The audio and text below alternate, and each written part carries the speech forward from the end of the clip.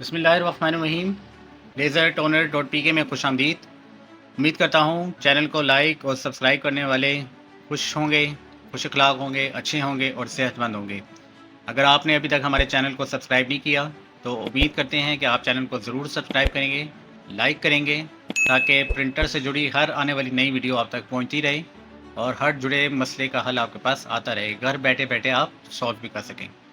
ہمارے پاس ایک پرنٹر ہے ایچ پی کا 1320، ایچ پی لیزر جیٹ 1320. اسی سے ایک ملتا جلتا پرنٹر ایچ پی کا ہے 2015، جس میں اینڈ یوزر کو موسٹلی طور پہ کبھی کبھار یہ مسئلہ آ جاتا ہے کہ ہم سیلف ٹیسٹ اس میں کیسے نکالیں یا پرنٹر کا جو اپنا ڈیمو ٹیسٹ ہے وہ کیسے نکالیں.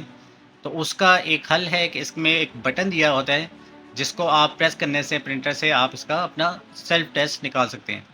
لیکن اس ٹائم ویڈیو ہماری جس ٹاپک پہ ہے وہ ویڈیو کا ٹاپک یہ ہے کہ پرنٹر کا سیلف ٹیسٹ والا بٹن کام نہیں کر رہا یا بٹن ہمارا چل نہیں رہا، تو پھر ہم پرنٹر سے پرنٹ کیسے نکالیں. اب اس پرنٹر میں صرف اور صرف دو ہی بٹنز ہوتے ہیں، ایک پرنٹر کا آن کرنے والا بٹن، سیکنڈ نمبر پہ پرنٹر کا پاور بٹن. تو ان دو بٹنز کے علاوہ ہمارے پاس اور کوئی بٹن بھی نہیں ہے، جس میں سے ایک بٹن اگر کام کرنا چھوڑ دیا ہے تو دوسرے بٹن سے ہم کیسے پرنٹ نکالیں، یا پھر اگر ایک بٹن پرنٹ کام کر رہا ہے تو اس کو ہم کیسے اس قابل بنائیں، یا کیا ٹرک اس پہ اپلائی کریں، یا کیا گھر بیٹھے ایسا جگاڑ کریں، یا کیا ایسا کاسٹ سیونگ کے طریقے سے ہم اپنائیں کہ جس سے ہمارے پیسے بھی بچیں، گھر بیٹھے بیٹھے ہم کارٹریج کا ٹیسٹ بھی چیک کر سکیں، پرنٹر کی رپورٹ بھی چیک کر سکیں، یا پرنٹر کی پرفارمنس بھی چیک کر سکیں. تو ہمارے پاس یہ ایک بٹن ہے ایچ پی لیزر جیٹ 1320 کا. ایک ہمارے پاس یہ بٹن ہوتا ہے، ایک ہمارے پاس یہ بٹن ہے. موسٹلی طور پہ اینڈ یوزر کے لحاظ سے یا پرنٹر کی پرفارمنس کے لحاظ سے یہی ایک بٹن ہوتا ہے جو زیادہ ورکنگ میں آ رہا ہوتا ہے. سیکنڈ بٹن جو ہوتا ہے اس پرنٹر کا، یہاں کے پرنٹر کا جہاں پر یہ بٹن لگا ہوا ہے اسی بٹن کے رائٹ سائڈ پہ ایک یہ بٹن ہے،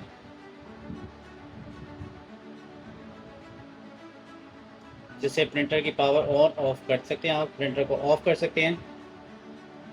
تو اب ہم دیکھیں گے اس پرنٹر میں جب یہ والا بٹن کام نہ کر رہا ہو تو پھر ہم کیا طریقہ اختیار کریں یا کیا ایسا جگاڑ حل کریں کہ جس سے ہمارا یہ پرنٹر کے مسئلے کا حل بھی ہو جائے، پرنٹر اپنی ورکنگ میں بھی بتا دے، کارٹریج کا رزلٹ بھی پتہ چل جائے، کارٹریج کی پرفارمنس بھی پتہ چل جائے، اور ہم اپنی پرابلم کو ایزیلی سالو بھی کر سکیں. تو آئیں چلتے ہیں اس پرابلم کو سلوشن کی طرف بڑھنے کے لیے اور دیکھتے ہیں کہ یہ بٹن کیسے کام کرے گا، کیا ٹرک اپلائی کریں کہ جس سے یہ بٹن کام کرنا شروع کر دے گا، یا پھر اس پہ کیا ٹرک ایسی اپلائی کریں کہ جیسے ہمارا یہ بٹن جب کام نہیں کر رہا تو اس کے بعد ہم یہاں سے رپورٹ نکال سکیں. تو بڑھتے ہیں اپنے اس ٹاپک کی طرف. تو ہمارا آج کا جو مین ٹاپک ہے کہ ہمارا یہ بٹن کام نہیں کر رہا. ابھی ہم جس طریقے سے یہ بٹن پریس کرنے کی کوشش کرتے ہیں دیکھتے ہیں کہ یہ بٹن پہلے کام کر رہا ہے یا نہیں کر رہا. اس بٹن کے پریس کرنے کا مقصد یہ ہے کہ اس سے ہمیں اس کا پرنٹر کا یا اس کے اندر جو کارٹریج لگی ہوئی ہے اس کا ٹیسٹ پتہ چل جائے کہ ہمارے پرنٹر کی پرفارمنس کیا ہے، کارٹریج کی پرفارمنس کیا ہے، یا پرنٹر اپنی ورکنگ میں ہے بھی یا نہیں بھی. تو اس پرنٹر کو ورکنگ میں لانے کے لیے یا چیک کرنے کے لیے سب سے پہلے آپ نے اس بٹن کو پریس کرنا ہے. ابھی ہمارے پاس جو مسئلہ یہ ہے کہ یہ بٹن کام نہیں کر رہا، تو اب ہم اس بٹن کو کیسے ورکنگ میں لائیں یا پرنٹر سے ٹیسٹ کیسے نکالیں. ہمارے پاس ایک یہاں پر اس سائڈ پہ بٹن لگا ہوتا ہے یہاں پر، اور ایک یہ بٹن ہے. یہ بٹن تو ہمارے کسی کام کا نہیں، یہ صرف اور صرف ہمارے کینسل کرنے کا بٹن ہے.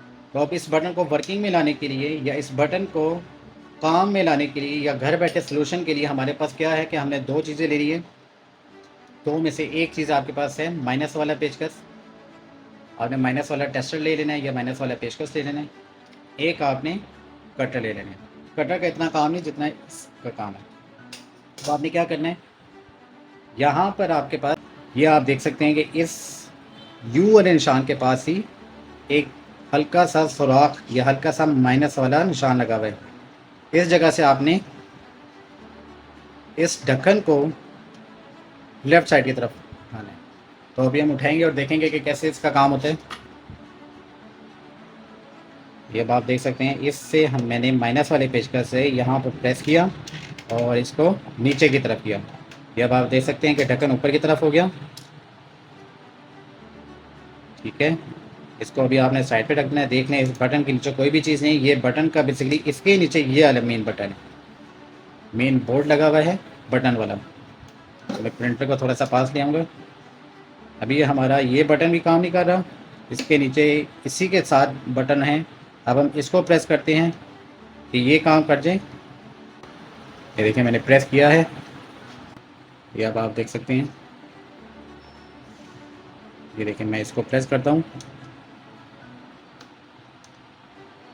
ये काम नहीं कर रहा।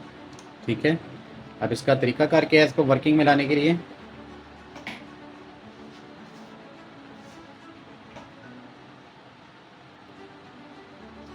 आपने क्या करना है, सबसे पहले ये वाला जो बोर्ड है इस माइनस वाले से ऊपर की तरफ करना है, हल्का हल्का बिल्कुल आहिस्ते से, ताकि आपको कोई करंट भी ना लगे और इजीली हम अपने सॉल्यूशन की तरफ बढ़ सकें।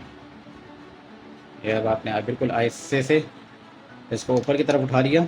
आपने देखना है कि कोई तार डैमेज ना हो, और इसको उठाने के बाद इसी के नीचे इसके सर्किट लगे हुए हैं।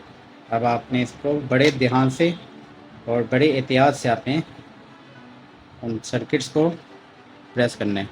ये देख सकते हैं ये पावर वाला बटन है, ये बटन है।